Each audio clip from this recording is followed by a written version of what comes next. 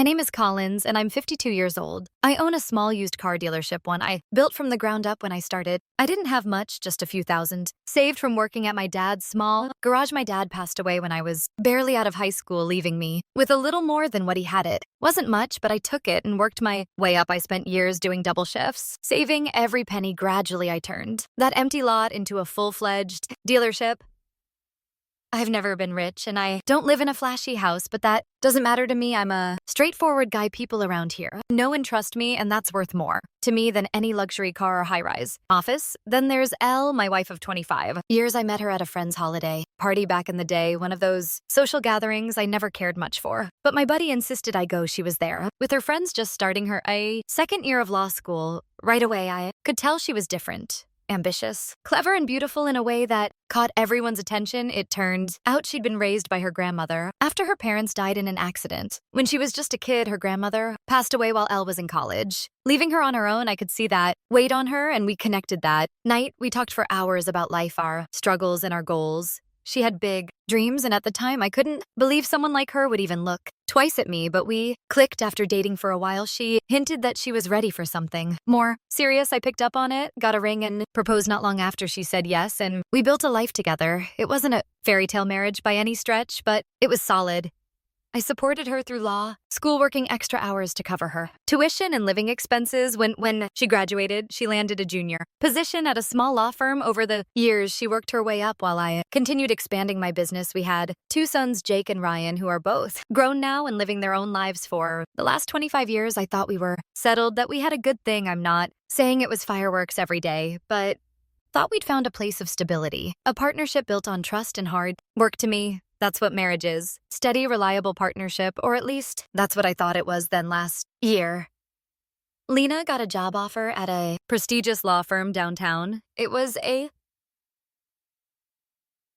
big opportunity, higher pay, a fancier title, and an office on one of those top floor suites overlooking the whole city. She was thrilled. Her new boss, Grant, was a high-profile lawyer known for winning major cases. He was the type who thrived on the SP spotlight, someone who loved being in the news and having his face plastered on billboards. She couldn't stop talking about him. At first, she'd go on and on about how brilliant he was, how driven, and how much she was learning from him. Didn't think much of it at first. I figured she just admired him. After all, I trusted her. We'd been together for over 2 decades. Why would I have any reason to doubt her? But slowly things started to change. At first, it was subtle little shifts that I might not have noticed if I weren't paying close attention. She started dressing sharper, wearing clothes that seemed more polished, more expensive. She'd come home with a faint smell of cologne that definitely wasn't mine, and when I'd ask about her day, she'd brushed it off as if it didn't matter. Then her work hours got longer. There were more late nights, more work events on the weekend. I'd often see her texting on her phone with a little smirk, like she was hiding something. Then she started taking calls privately, stepping out of the room and lowering her voice to a whisper. I'm not the type to jump to conclusions, and I'm definitely not a jealous person, but we've been together long enough for me to notice when something's off. You don't spend over 2 decades with someone and not pick up on changes like that. But I kept quiet and waited, thinking maybe things would settle back to normal. I wanted to give her the benefit of the doubt, but the more I watched, the more obvious it became that something was going on, and she wasn't even trying to hide it anymore. Weeks went by, and I finally reached a point where I couldn't ignore it any longer. One night she came home late from another work event. I sat her down and asked her calmly and directly if there was something going on. I didn't raise my voice or accuse her outright. I just asked her. At first, she looked surprised, like she didn't know what to say. She tried to dodge the question, throwing out excuses, but I kept pressing her. It took about half an hour of back and forth before she finally admitted it. She sat there staring at me like she had just told me she'd forgotten to pick up milk from the store. Not that she'd been sleeping with another man. She was seeing someone. She said I asked her if he had a name, and that's when she finally said it.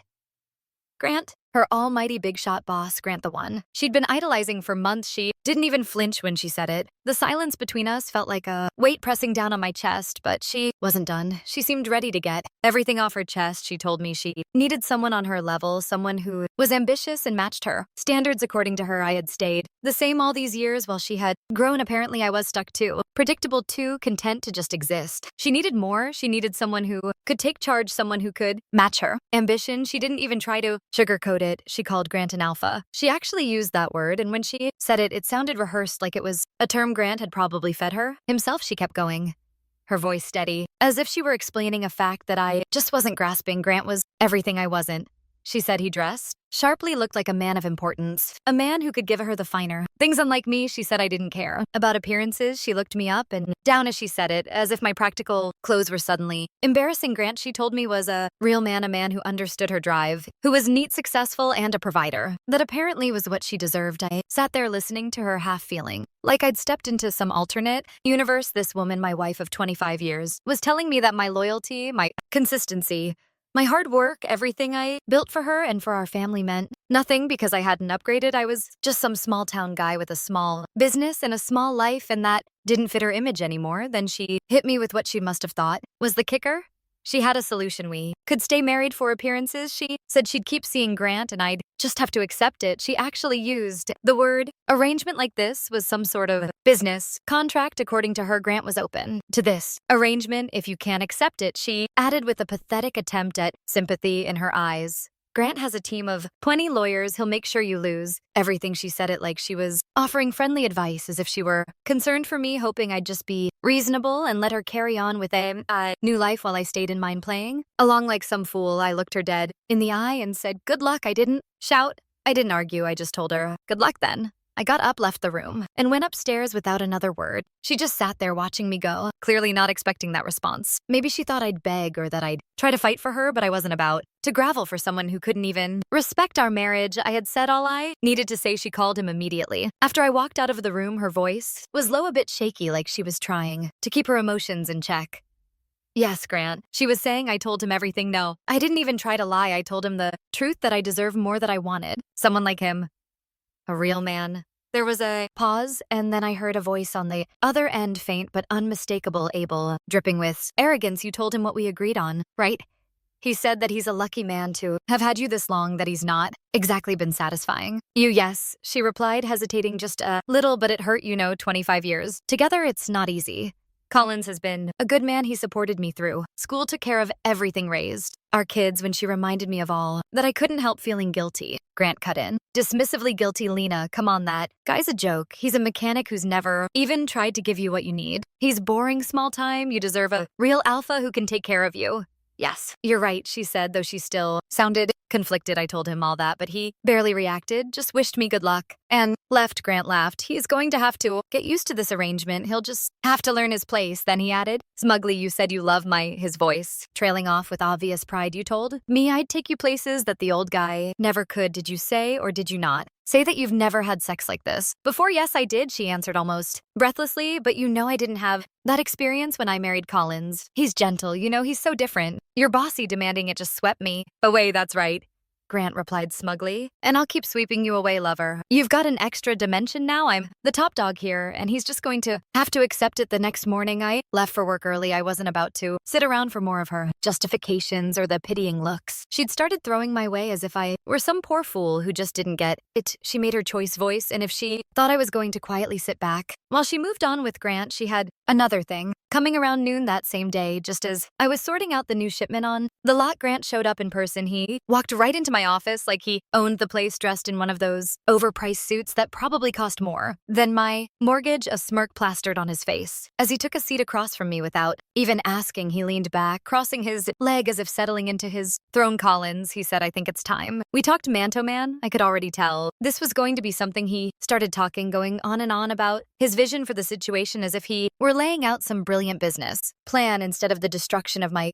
marriage. He spoke like he was some wise sage, blessing me with his insights. He went on about how he and Elle had connected on a deeper level, how they were true equals, and how he could provide for her in ways that I never could. Then he looked me straight in the eye, a smug little smirk playing on his lips, and said, "You're a good guy, Collins, but men like me lead, we know how to handle things." He paused, letting it sink in, before leaning in closer and adding, "You don't seem like the type who'd put up a fuss, but I'll spell it out for you. Anyway, she wants to be with a real alpha, a man who knows how to take charge." I could feel my blood boiling, but I didn't say a word. I just let him continue, keeping my face neutral. Grant didn't stop there, though. He placed a thick stack of papers on my desk and gave them a casual tap. "Here's the deal," he said, flashing me a patronizing smile. "Divorce papers, restraining orders, the whole package. Your wife's already signed." By the way, he paused, seeming to relish every second of his little performance. "And it's best for everyone if you just sign and keep it civil."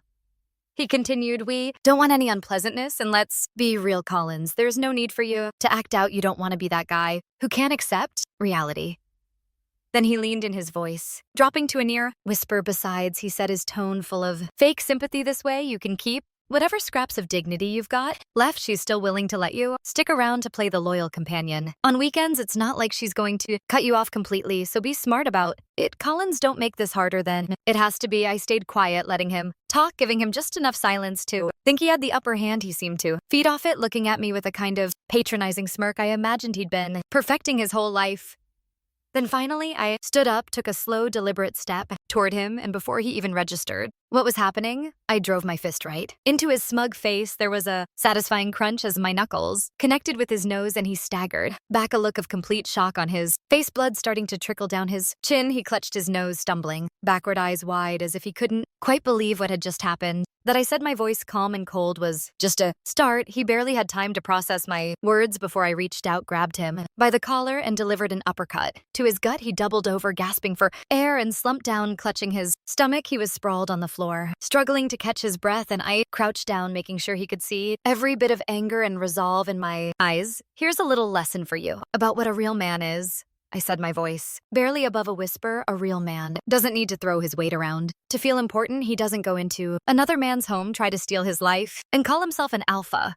A real man stands by his word, his family, and what he's built. Something you wouldn't understand if it hit you in the face, or maybe now you do. I watched him struggle, his face twisted in pain, but he wasn't getting any sympathy from me. I stepped back, letting him catch his breath just long enough to think he was safe. And another thing, I pressed my boot down on his outstretched hand, feeling the bones crack beneath my weight. He let out a yell, pure pain in his voice, and tried to pull his hand back, but I held firm. If you think you're going to walk out of here and call the cops, go right ahead. Maybe they'll put me away for a few years, but when I get out, we'll have this conversation again, and I'll be a hell of a lot meaner than I am now. I could see the fear in his eyes, the dawning realization that he wasn't in control, that his threats and his so-called power meant nothing here. He was trapped. Just another guy who thought his suit made him invincible, who never imagined he'd face consequences from a man he looked down on. Now get up, I said, stepping back, watching as he struggled to his feet, still cradling his broken nose and clutching his hand, and get out of my sight. He didn't need telling twice. He staggered out, bloody, broken, and humiliated, without so much as a backward glance. I shut the door behind him,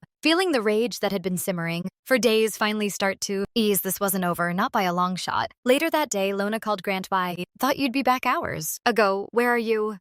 Her voice was anxious, a sharp hint of fear in it on the other, and Grant's voice sounded groggy, muffled. I'm in the hospital, he said, his tone strained. I've been here for hours. Collins didn't take it easy on me. She gasped, barely able to believe what she was hearing. What happened? Were you in some kind of accident? No, Grant replied, his tone bitter. I went to talk to him alone like we planned. He broke my nose, my right hand, a couple of ribs, and maybe even my cheekbone. There was a slight tremor in his voice. She was silent, her shock almost palpable. I don't believe it. He's never been violent. That's not like him. Well, believe it, Grant snapped. I have the x-rays to prove it. He paused, then let out a dry, painful chuckle. Your husband isn't as gentle as you thought. Lona's voice softened, almost pleading. Is there any way you cannot go to the police? Collins doesn't deserve to end up in prison over this. Grant sighed heavily. The police have already been here, Lona. But I told him it was a hit and run. He warned me if I pressed charges, he'd make me regret it fold when he got out. Frankly, I'm not looking to test him on that. There was another pause, and when Lona spoke again, her voice was full of disbelief. I can't believe it. Not my Collins. Grant's voice turned dark and resentful. You didn't see his face as he beat me up, Lona. He told me this was only the beginning if I didn't back off. I'm not taking any more chances with him. She tried to keep her tone steady, but I could hear the desperation seeping through. So that's it then. After everything you're just giving up, there was silence on the line. Then Grant's voice came through, Hutton, flat. I don't have a choice. I'm doing what I need to do to survive. Lona stayed on the line for a sin moment. Then she heard the click as he hung up. There was only silence after that. Her so-called upgrade had just crumbled to dust right in front of her. The next day, Lona showed up at the hospital to see Grant. She was a mess, her hair pulled back hastily, dark circles under her eyes. She found him in a recovery room, propped up in bed with his arm in a cast, his face bruised and swollen.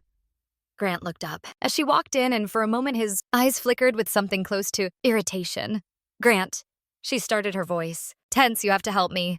I drove around until 8 o'clock last night. I didn't know if it was safe to go home. I tried calling Collins to ask, but he never picked up. When I finally got the courage to go back, I couldn't get in. The locks were changed. Grant just stared at her, a hint of impatience crossing his battered face. As she continued, I stayed at my friend's place last night. This morning, I tried to check our bank accounts, and they are all empty. None of my credit cards work. Either you have to help me, can you get one of the divorce attorneys at work to start the process of getting Collins removed from the house? For a moment, Grant looked like he was considering it. Then he shook his head. No, he said. Flatly no to all of that. She blinked, stunned. What do you mean no? He let out a sigh. If I use company, resources, or assets to help you, it will only give your husband more reason to come after me again. In fact, I think it's best if I keep myself out of this entirely. He paused, adjusting himself in bed with a winds of pain. I'll pay you an extra 4 weeks in severance, Lona, but that's it. Pack up and leave today, and if you see Collins, tell him you were fired. That's all I'm willing to do, she gave. Aped at him, barely able to believe what she was hearing. Didn't you hear me? Collins cleaned me out. I don't have money. I don't have a job, and you're saying you won't even help me. Grant's face was hard, unapologetic. I'm sorry, Lona, but you didn't see the look in your husband's eyes when he beat me here 10 times the man I am in that regard, and frankly, I don't need a cheating wife in my life.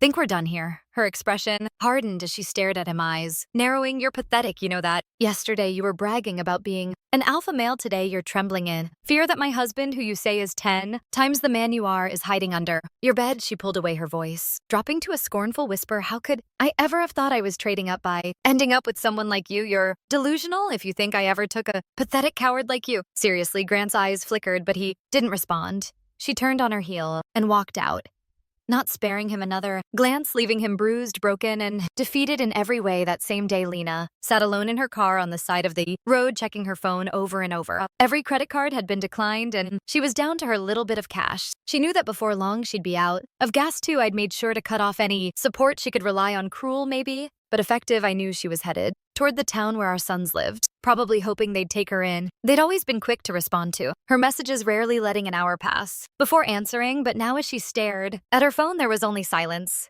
Lean aside, put the phone down, and got out of the car. Straightening her skirt, she walked over to the side of the road and raised her thumb, hoping for a ride. After a few minutes, she spotted a familiar, beat-up van approaching. When it pulled up next to her, she froze, recognizing me in the driver's seat, panic and disbelief flashing in her eyes. I stepped out and motioned to the passenger seat. We need to talk, I said simply. She hesitated, but finally got in, looking at me like I were a stranger. She looked worn out, as if the last few days had aged her. I didn't waste time. Here's what's going to happen, I began. You're going to file for divorce. There will be no alimony, no claim to my assets. Everything I have stays with me, and everything you have stays with you. Any jewelry I ever bought for you, you'll return. You can list whatever you want as a reason for the divorce. I don't care as long as you're out of my life. I let my words settle before continuing. Once the divorce is finalized, you'll leave town and not look back. You're welcome to contact our kids if they want to see you, but only in my absence and only on their terms. Tomorrow morning at 10 your things will be packed and ready for you to pick up from the house. Be there on time. If they are not gone by 11 they'll be burned. Am I clear?